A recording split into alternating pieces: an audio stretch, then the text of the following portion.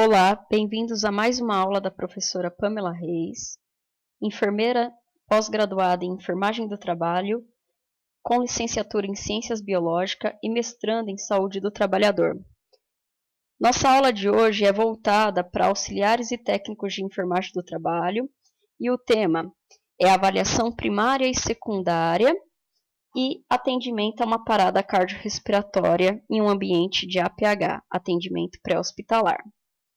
A avaliação primária é para verificar se o colaborador ele está consciente, se ele apresenta a presença de pulso e de respiração. Primeiro item da nossa análise primária é verificar a responsividade desse trabalhador. Para isso, eu vou chamá-lo. Senhor, você está bem? Você está bem? Se ele não responder, eu vou pegar e vou tocá-lo no ombro dele com firmeza, porém sem agressividade. E vou chamar, João, você está bem? Você está bem? Segundo passo, que é simultâneo com o primeiro passo. Nesse momento que eu estou verificando a responsividade desse colaborador, eu também estou observando se o trabalhador ele possui ou não movimentos torácicos e abdominais, ou seja, se ele tem a respiração presente ou não. Quando eu vejo o nível de consciência dele, eu posso fazer uma avaliação super rápida do nível de consciência dele, que é o AVDI. O A é quando o colaborador ele está alerta, você nem precisa chamá-lo para ele responder. O V é quando ele responde somente a estímulos verbais, ou seja, você precisa falar com ele para ele te responder. O D é quando ele só responde a estímulos dolorosos, que nem esse toque com firmeza nos ombros dele que você vai fazer. E o I é quando ele está inconsciente, ele não responde a qualquer tipo de estímulo. Terceiro passo é verificar se tem a presença de circulação. Sempre com um dedo indicador e o médio, você vai sentir a pulsação dele na artéria carotídea ou então no interior da coxa, na artéria femoral. Quanto tempo? Durante quanto tempo? Durante 10 segundos. A checagem de respiração, a checagem de consciência e a checagem do pulso, todas elas vai ter a duração de 10 segundos. Você verificou que o colaborador da sua empresa ele está respirando, esse colaborador ele está com batimentos cardíacos e ele está consciente, você vai partir para a análise secundária. Na análise secundária, você vai verificar a presença de deformidades, sangramentos e outras secreções na cabeça e no pescoço. Se por acaso tiver esse quadro de sangramento, ferimentos, deformidades, você só poderá movimentar o colaborador na presença de outros profissionais da saúde, médicos e enfermeiros do trabalho, até mesmo o corpo de bombeiro, né? Nas empresas é muito comum nós termos ali o auxílio, que é da equipe do bombeiro civil. Caso haja essa equipe e os materiais e equipamentos corretos, que são as talas de imobilização, colar cervical, a prancha, você pode movimentar o colaborador. Se não existir esse cenário, você não vai movimentar e vai esperar o SAMU chegar. O SAMU ou o corpo de bombeiro. Observar se tem secreção na boca, no nariz ou ouvido do trabalhador. Após uma batida na cabeça, após um traumatismo crânioencefálico. Se você tiver aquele mesmo cenário de outros profissionais da saúde, treinados e preparados, médicos, enfermeiros, técnicos de enfermagem do trabalho, e também contar com a equipe de bombeiro civil da empresa, você pode movimentar, desde que tenha materiais e equipamentos, os mesmos materiais citados anteriormente. Caso não haja esse cenário, não movimente esse trabalhador. Saída de líquido pelo nariz, qual que pode ser? O sangue, epistaxe, ou então ele pode apresentar uma rinorreia, que é a saída do líquido cefalorraquidiano pelo nariz. Ouvido, otorreia, saída do líquido cefalorraquidiano pelo ouvido. Ou então uma otorragia, saída de sangue pelo ouvido. Isso daí é um sinal de gravidade, porque quando ele apresenta saída do líquor pelo nariz, pelo ouvido, ou então até mesmo pela boca, e sangramento pela boca, isso é um sinal que as meninges deles foram rompidas, ou seja, aquele traumatismo crânioencefálico dele é mais grave do que ele está ali aparentando. Tem que ser encaminhado imediatamente essa vítima até o pronto-socorro mais próximo, mas desde que haja a imobilização correta, o transporte correto em bloco e os profissionais corretos para fazer essa movimentação e transporte. Se não houver todo esse aparato, não movimente a vítima, não movimente o trabalhador e espere o SAMU ou então o bombeiro chegar. Importante também, na avaliação secundária, sentir o hálito da vítima, para ver se tem hálito cetônico ou etílico. Hálito cetônico é decorrente de uma hiperglicemia. Essa hiperglicemia faz com que o nosso organismo produza corpos cetônicos. E esses corpos cetônicos em excesso, ele vai afetar o funcionamento do sistema neurológico do trabalhador. Por conta disso, ele tem que ser encaminhado imediatamente até um pronto-socorro mais próximo, porque dentro de minutos ou horas não dá para estabelecer o prazo com exatidão, vai evoluir de cada pessoa, cada um vai ter um quadro clínico diferente, ele vai evoluir para uma inconsciência e futuramente para um coma, e se ele não tiver o atendimento em tempo hábil, ele vai evoluir para óbito. Por isso que quando vocês sentirem o hálito cetônico, que lembra muito o cheiro de laranja podre, fruta adocicada, passada, né, de amônia, vocês vão encaminhar esse colaborador imediatamente até o pronto-socorro. Esse cheiro ele não é por conta da falta de higiene, e sim por conta dessa alteração metabólica decorrente dessa hiperglicemia. Outro hálito que também é importante verificar se está presente no trabalhador é o hálito etílico. Ele pode ter bebido durante o expediente ou então até mesmo antes de entrar para o trabalho. Esse colaborador ele também tem que ser encaminhado para o pronto-socorro ou então pronto atendimento. O que nós nunca poderemos fazer com esse colaborador é deixar ele trabalhando ou então encaminhar ele para casa sozinho, sem nenhum tipo de acompanhamento. Sempre encaminhar esse colaborador até o pronto-socorro e o pronto atendimento. E vocês devem garantir que esse colaborador ele seja encaminhado para esse pronto-socorro e pronto atendimento com um socorrista acompanhando o colaborador. E nunca deve se fazer julgamentos com esse colaborador pelo fato dele ter bebido, e muito menos espalhar para a empresa que esse colaborador ele bebeu durante o expediente ou então ele chegou preso. Se você fizer isso, você vai estar infringindo o sigilo profissional e você vai estar também assediando moralmente esse colaborador. Você vai responder aí por 2 processos. Verificar se durante uma queda, durante uma intercorrência que você foi lá e atendeu esse trabalhador durante um acidente, se existe dentes quebrados no interior da boca ou então até próteses dentárias. O que você vai fazer? Se houver dente ou então as próteses, você vai retirar e guardar em um local seguro. Pode fazer aquele atendimento, depois faz a guarda em um local seguro desses dentes e dessas próteses. Se você não retirar isso, ele pode acabar se engasgando com esse dente, com essa prótese, pode ter um ováceo, obstrução das vias aéreas por corpo estranho, e por conta desse ováceo, agravar o estado inicial dele e até mesmo evoluir a óbito. Verificar colaboradores que tiveram algum tipo de trauma, né, que sofreram algum tipo de queda, mesmo que seja uma queda da própria altura, verificar se ele tem dor à palpação, verificar se aqueles membros estão deformados, como é esse caso aqui da foto número 2, se aqueles membros estão deformados.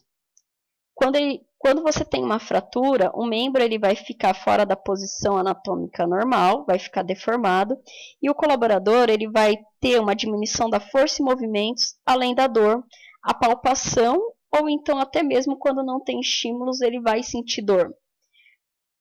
Antes de realizar qualquer tipo de transporte desse trabalhador até um pronto-socorro, ou então até o ambulatório da empresa, sempre esse colaborador, sempre essa vítima deve ser imobilizada.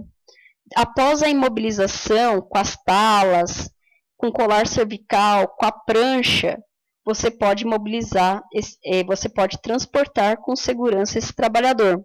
Caso contrário, esse trabalhador ele pode aumentar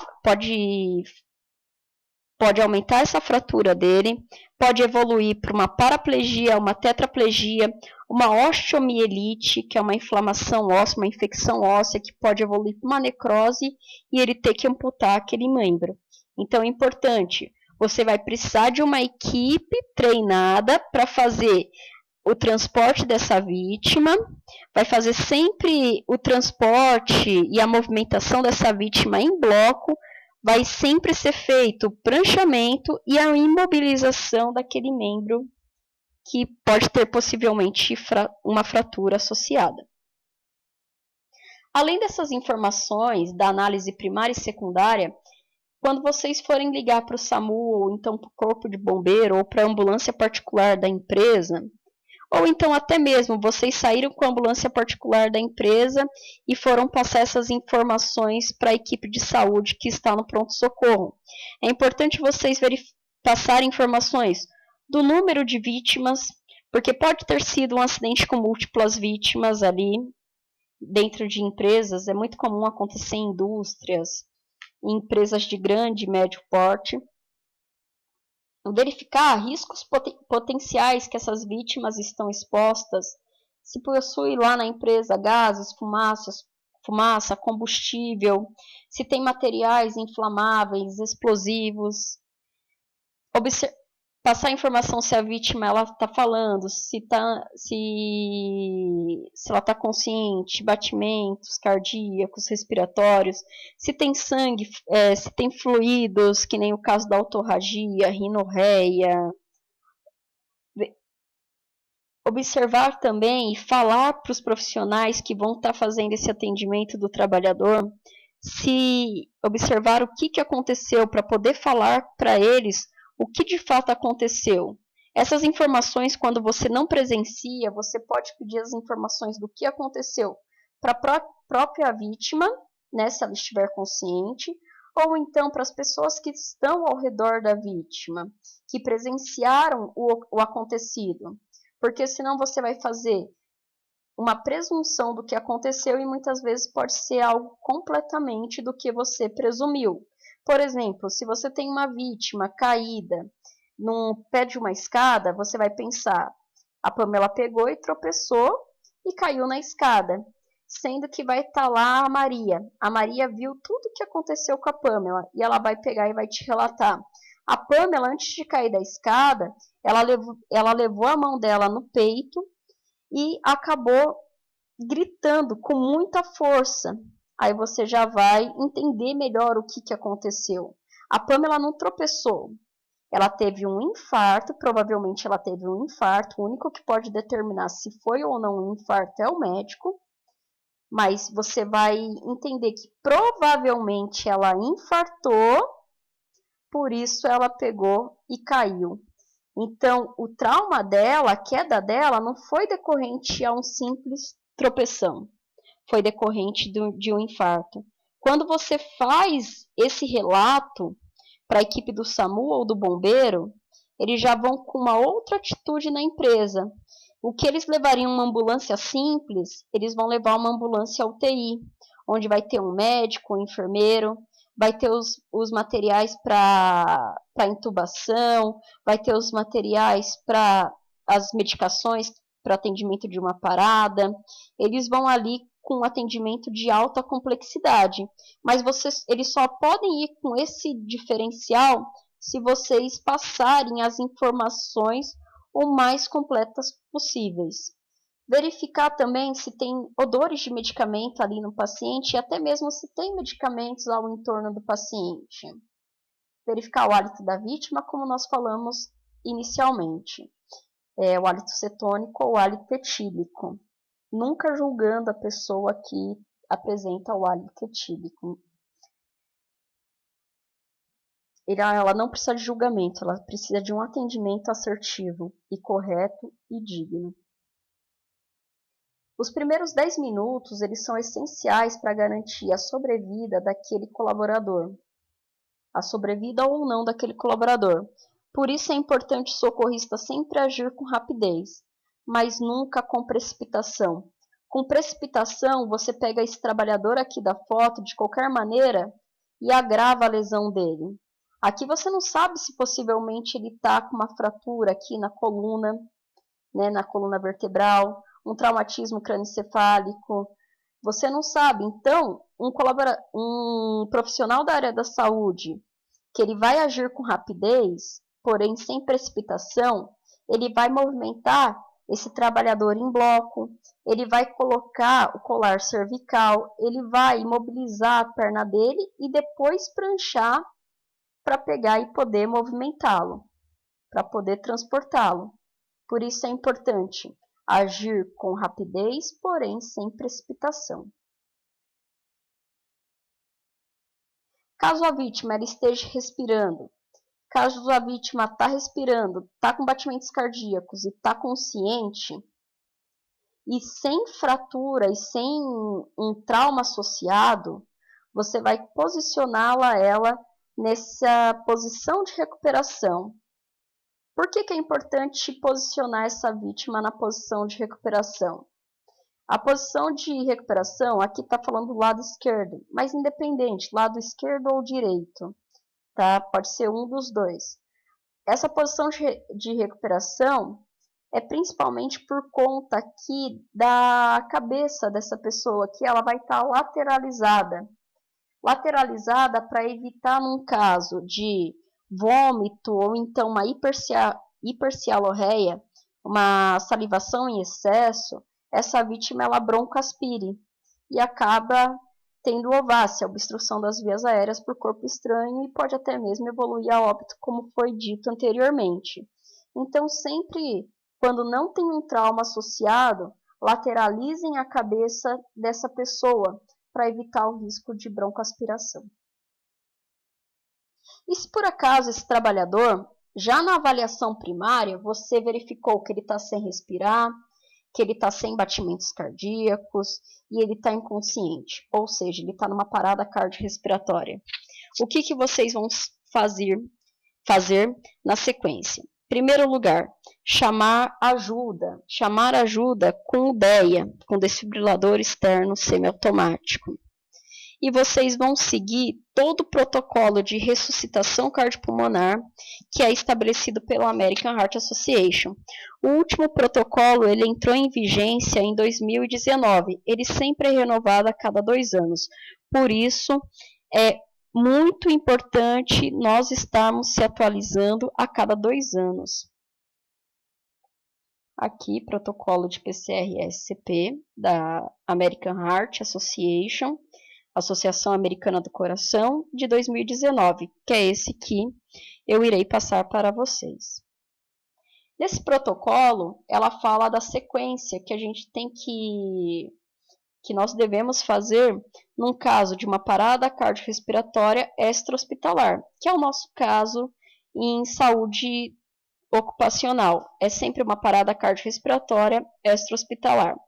O que eu vou fazer? Primeiro, reconheci a parada cardiorrespiratória, vou chamar a ajuda, 192, 193, ramal da empresa, vou chamar a ambulância terceirizada e vou pedir o DEA. Imediatamente eu peço o DEA. Enquanto o DEA e esses outros profissionais não chegam, eu vou começar a fazer a ressuscitação cardiopulmonar. Com o quê? Compressões torácicas e ventilação. 30 compressões, 2 ventilações. E assim que o DEA chegar, eu vou posicionar as pás do DEA para fazer uma rápida desfibrilação.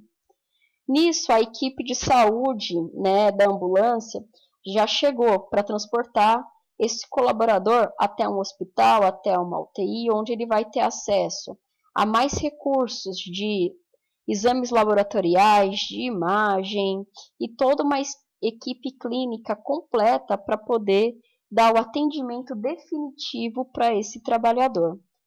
O quanto antes isso acontecer, o quanto mais rápido isso acontecer, vai possibilitar uma maior chance de sobrevida com qualidade para esse trabalhador.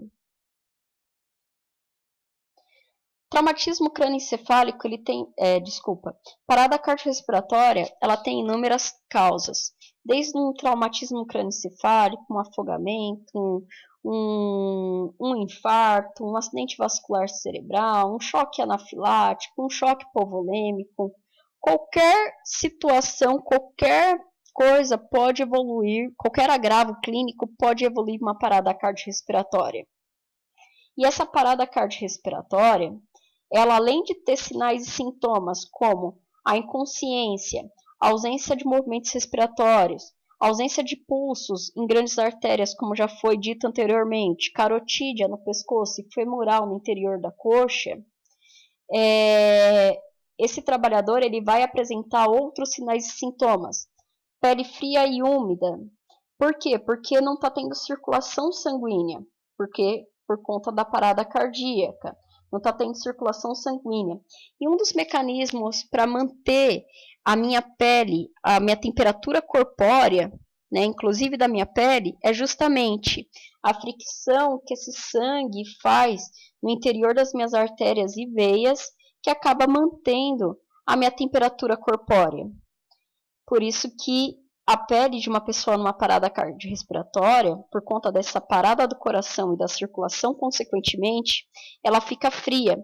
E um dos mecanismos que o nosso organismo tem para manter também a coloração da pele é justamente a circulação sanguínea. Então, além da pele ficar fria e úmida, esse trabalhador ele também vai apresentar cianose, roxidão, que vai começar nas extremidades de dedos, boca, nariz, orelha e vai se estender para o corpo inteiro. Além disso, ele vai evoluir para uma midríase, que é a pupila dilatada. A pupila vai ficar completamente dilatada. A pupila ela já fica com midríase já no primeiro minuto de parada cardiorrespiratória. Quanto antes iniciar a ressuscitação cardiopulmonar, as compressões torácicas e as ventilações, melhor vai ser o prognóstico desse paciente, melhor vai ser a resolução dessa parada cardiorrespiratória.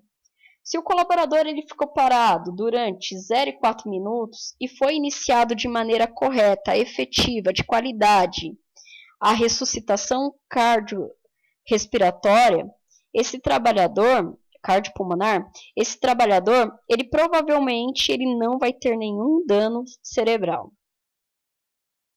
Se por acaso ele ficou parado durante 4 e 6 minutos sem receber a RCP, ele só recebeu a RCP depois de 6 minutos, depois de 4, 6 minutos, ele pode ter algum dano cerebral.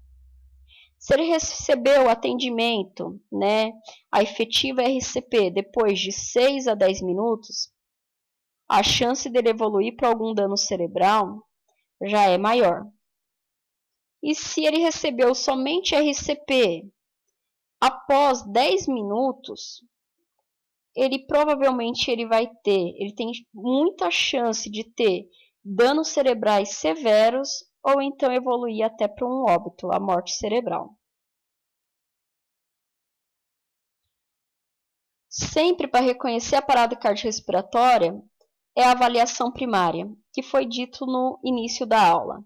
Você vai chamar esse trabalhador, verificar se ele está respondendo, vai verificar o pulso carotídeo e femoral e vai verificar a respiração. Vai estar ausente os três, consciência, respiração e pulso. Você chamou ajuda e pediu o DEA, né? O desfibrilador externo automático. O DEA, quanto antes ele chegar, ele vai aumentar progressivamente a sobrevida e a qualidade de vida desse trabalhador. Aqui está um desenho de onde as pás do DEA deverão ser posicionadas.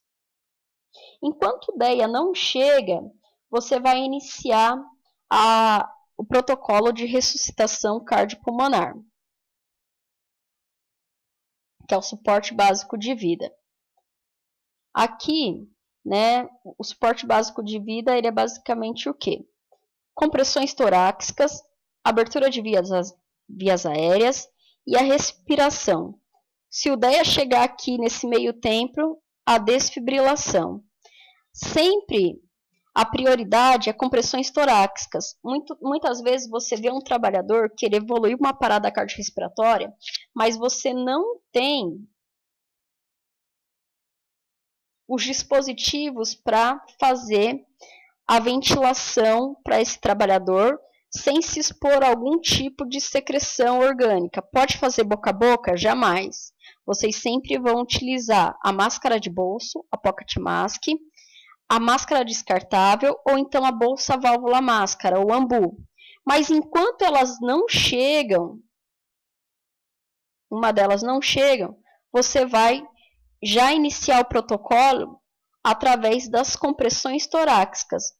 Quando a máscara de bolso chegar, ou então a máscara descartável chegar, ou então o AMBU chegar, aí sim você vai para ventilação. Sempre no intervalo. 30 compressões, 2 ventilações. E quando o DEA chegar, você já vai posicionar a pá do DEA, ligar o aparelho e vai seguir as instruções dele. O DEA tem vários fabricantes diferentes, mas independente do modelo, da marca do DEA, que aqui tem 3 modelos, 3 marcas diferentes de DEA. Independente da marca do DEA, do modelo do DEA, ele sempre vai ter a mesma forma de funcionamento. Todos eles, por mais que você esqueça onde que deverá ser posicionada as pás do DEA, todos eles existem uma figura, tanto na pá, quanto no próprio aparelho, de onde deverá ser posicionada a pá.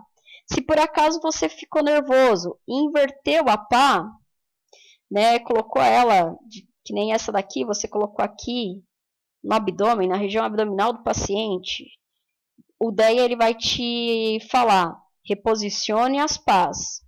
Verifique se a pá está posicionada da maneira adequada, da maneira correta. Ou seja, o DEA ele é muito intuitivo a utilização deles. Sempre vai ter um botão para vocês ligarem o aparelho e depois um outro botão para vocês darem o choque no colaborador. Um botão para fazer a desfibrilação no colaborador. Ele é muito simples de ser utilizado. Ah, Pamela, eu só usei esse modelo aqui. Quando eu pegar esse modelo aqui, eu não vou saber o que fazer. Vai sim, porque ele sempre vai ter ali esses 2 botões que são muito intuitivos. Não tem como errar. Mas eu nunca usei nenhum DEA, Pamela. Nem esse e nem esse. Vamos ver como se utiliza o DEA? Aqui tem um link de um vídeo curto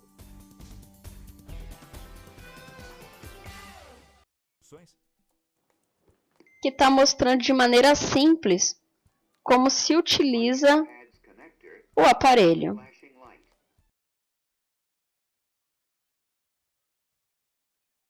Vocês vão ver que ele é muito simples de ser utilizado. É colocar as pás, ligar o aparelho e depois seguir as instruções do DEA. Enquanto o DEA não chega, vamos fazer as compressões torácicas. Sempre nesse posicionamento igual a esse profissional do SAMU. Nunca o braço ele vai poder não estar reto. É sempre reto e você vai estar lateralizado, vai estar na lateral daquela vítima da parada cardiorrespiratória. Quantas compressões eu devo realizar? 30 compressões. Quantas compressões em 1 minuto? De acordo com o protocolo atual da American Heart Association, você deve realizar de 100 a 120 compressões por minuto. Essas compressões, elas vão ter que depreciar o tórax daquele adulto de 5 a 6 centímetros. Elas não podem ser muito rápidas e também nem muito lentas. Mas eu estou em dúvida o ritmo que eu vou utilizar. A American Heart Association, ela disponibilizou um vídeo que ela utiliza aquela música do Bee Gees. Ela utiliza a música do Bee Gees para falar qual que é o ritmo que você vai ter que ter num caso de uma parada cardiorrespiratória. Para você pensar na música, eu digo, pensar na música, não cantar a música durante a parada. Pensa nessa música, que é o ritmo correto. Depois assistam esse vídeo que vocês vão ver que ele é muito intuitivo. Atualmente nós temos equipamentos que fazem essas compressões torácicas de maneira automática. Existem vários modelos, vários tipos de equipamentos. Na aula tem um link que mostra o funcionamento desse equipamento. Ele substitui o profissional da área da saúde fazendo essas compressões torácicas, que são importantes. Como eu falei anteriormente, a prioridade sempre será as compressões torácicas. Na ausência dos materiais para ventilação, que é a máscara de bolso, a máscara descartável, o ambu, você sempre vai priorizar as compressões torácicas. Quando tem um ambu, a máscara de bolso ou a máscara descartável, você vai fazer a inclinação da cabeça desse colaborador para fazer a abertura das vias aéreas, exceto se ele tiver trauma. Se ele tiver trauma, você não vai fazer essa manobra de inclinação da cabeça do colaborador. Então, se não tiver trauma, você vai inclinar como essa figura aqui. Se tiver trauma, você não vai inclinar, mas vai fazer a ventilação. Vai posicionar o ambu na narina e boca daquele trabalhador e vai fazer a ventilação. Opa, tudo bem? Aqui é o professor Mário Vergara e eu tenho uma pergunta. Tem um outro link no vídeo que eu enviei para vocês, que também mostra como que é feita a ventilação e alguns erros básicos que as pessoas têm na hora de fazer a ventilação.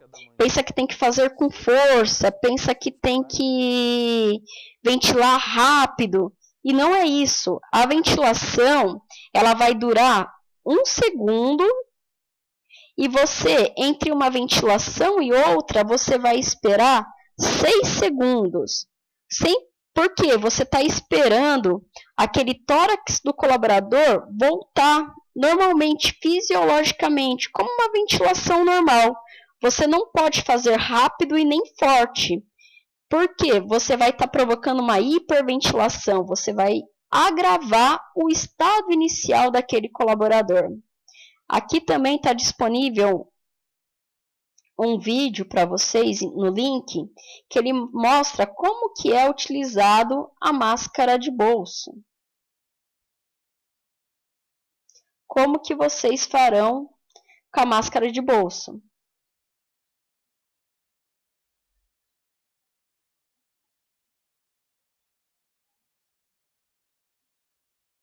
Também é muito simples, depois vocês assistam esse vídeo, vocês vão ver que é muito simples.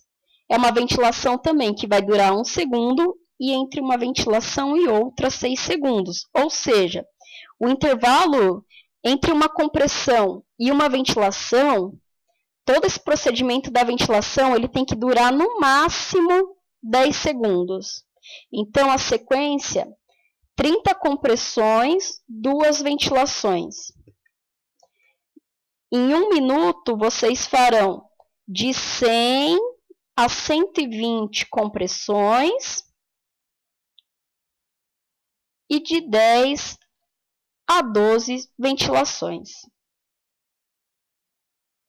Aqui é um quadro que foi feito pela própria American Heart Association e ele fala o passo a passo da ressuscitação cardiopulmonar.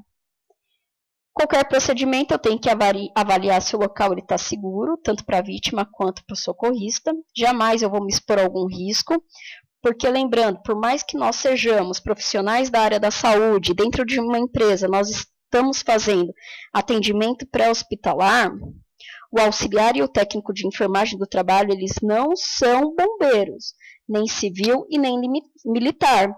Nós não fazemos resgate, que é em locais e situações perigosas. Então, sempre verificar se o local está seguro para vocês também.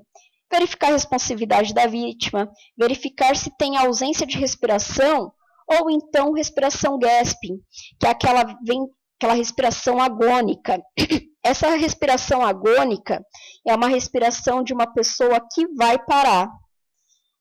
Então, não é uma respiração normal, é uma respiração que vai requerer a intervenção do procedimento, da equipe de saúde do trabalhador fazendo o procedimento de RCP. Verificar se tem a presença de pulso, lembrando que pulso é carotídeo ou femoral. Todas essas verificações deverão durar pelo menos 10 segundos. Vocês vão acionar, reconheceu a parada cardiorrespiratória, aciona imediatamente, através do telefone celular, a equipe de serviço médico de emergência. Vão acionar o SAMU, vão acionar o bombeiro e vai pedir o DEA. Se você estiver sozinho, você vai chamar ajuda, depois vai iniciar a RCP. Se vocês estiverem em dupla, vocês vão pedir que aquela pessoa ela chame ajuda, enquanto não chega o DEA e a máscara, vocês vão iniciar a RCP só fazendo as compressões.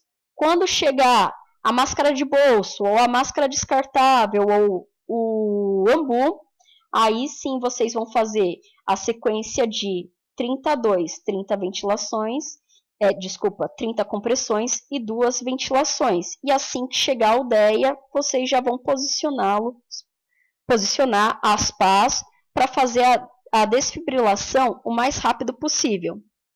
Lembrando que as compressões, você vai fazer aqui compressões numa frequência durante 1 minuto, vai ser de 100 a 120, e uma ventilação, como eu falei anteriormente, a cada 6 segundos.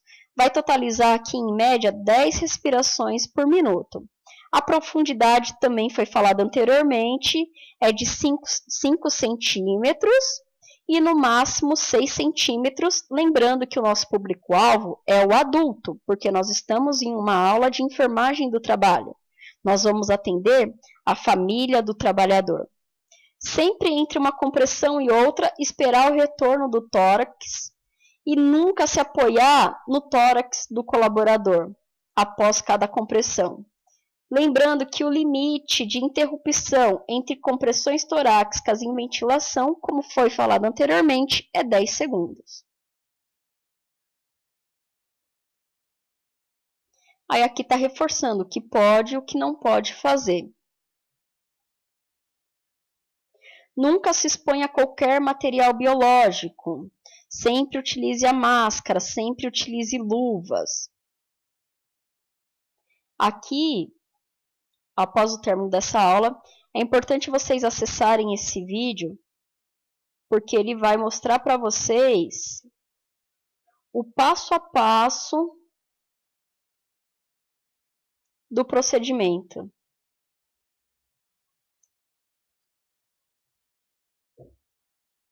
Então, ele mostra para vocês todo o procedimento. Como que vocês vão fazer.